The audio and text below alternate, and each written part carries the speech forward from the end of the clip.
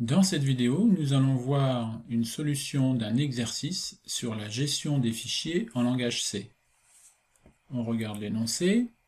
Écrire un programme qui écrit en mode texte dans un fichier 50 valeurs aléatoires entre 1 et 100. Donc on va démarrer par les fichiers d'entête. On utilise stdio.h pour faire des accès avec les scanf et le printf, et stdlib pour accéder à tout ce qui concerne la gestion des fichiers. Ensuite, on démarre notre programme principal, la fonction main. On aura besoin d'un compteur de boucle i, d'une valeur que l'on va générer et un pointeur sur une structure file qui va nous permettre de gérer le fichier. Ce pointeur sur la structure file va être retourné par la fonction fopen. Et là, on voit la fonction fopen va ouvrir un fichier qui va s'appeler enregistrement.txt en mode write, écriture. Donc ça, c'est une écriture en mode texte. Et on peut voir ici qu'on a mis le chemin, donc le chemin c'est le répertoire courant. Ensuite, une fois qu'on a fait ça, il faut tester si le fichier s'est bien ouvert. Alors pourquoi?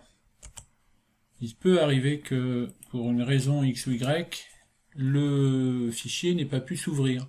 Par exemple, on n'a pas les droits sur ce répertoire-là, ou il n'y a plus d'espace sur le disque. Auquel cas, le pointeur retourné sera nul. Donc il faut tester à chaque fois ce pointeur. Si le pointeur est nul, à ce moment-là on affiche erreur et on sort. Ensuite, pour continuer l'exercice, on nous demande de générer des valeurs aléatoires. Donc pour ça, on doit utiliser une fonction aléatoire qui va être la fonction rand.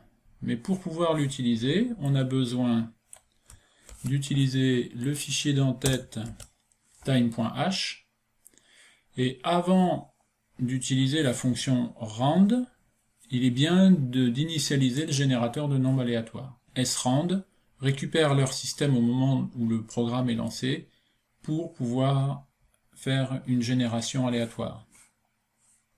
Ensuite, on termine notre programme en générant nos 50 valeurs.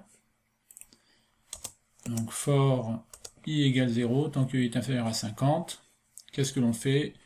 fprintf, %d, rand, modulo 101. fprintf se comporte comme la fonction printf dans un file. Il faudrait le comprendre comme étant un file printf. On écrit dans un fichier. Et on voit ici le nom du fichier, qui est pointé par fptr, notre pointeur ici. Et ensuite, ça se comporte comme un printf. Donc on va afficher en décimale la valeur qui va être retournée par rand modulo 101. Rand génère un nombre aléatoire. Et le fait de le faire modulo 101, on aura des valeurs qui vont varier entre 0 et 100. Une fois qu'on a fini d'écrire ces 50 valeurs, on ferme notre fichier. Voilà, le programme est terminé, il nous reste à l'enregistrer.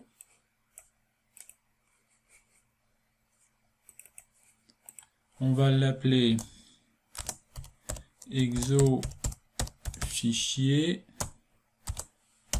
31.c. On l'enregistre. Maintenant, on peut le tester. La compilation s'est bien passée. On peut exécuter le fichier. Le lancement du fichier a affiché dans le fichier les 50 valeurs. J'utilise le terme afficher parce qu'on utilise la fonction fprintf. Pour le langage C, que l'on écrive dans un fichier ou sur l'écran, c'est la même chose. Maintenant, le résultat est différent pour nous, puisque au lieu d'avoir un retour sur notre écran, il va être dans un fichier. C'est ce que l'on va voir ici.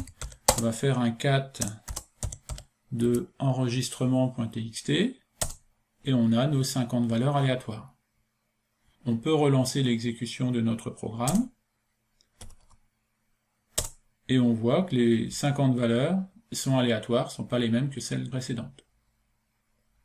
Voilà, l'exercice est terminé.